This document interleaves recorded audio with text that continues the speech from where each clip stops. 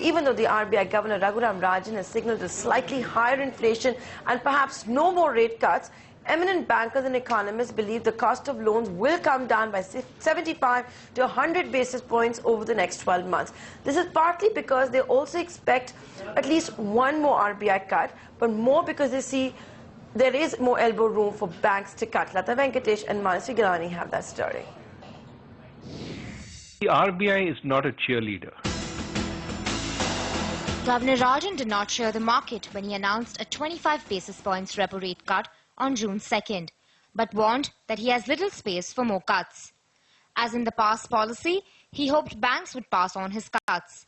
His transmission plea seems to have touched a chord, and we saw a slew of bankers cutting lending rates by 25 to 30 basis points. Now big bankers say they see much larger cuts by the banks and maybe a little more from the central bank as well.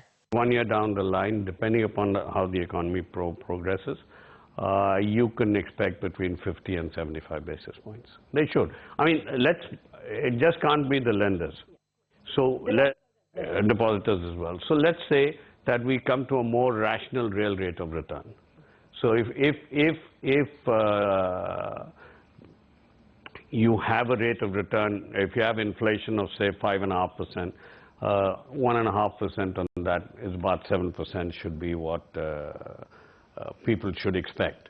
Economists at Morgan Stanley believe that there's room for more than that. An additional rate cut as high as 75 basis points is expected before we close this financial year. Expecting another 50 to 75 basis points by March 16. You have to look at the weighted average yields on loans and advances. That would probably be down by about 75 to 100 basis points.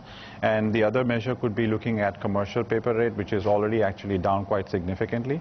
That could also be down by another 75 to 100 basis points in another 6 to 7 months' time.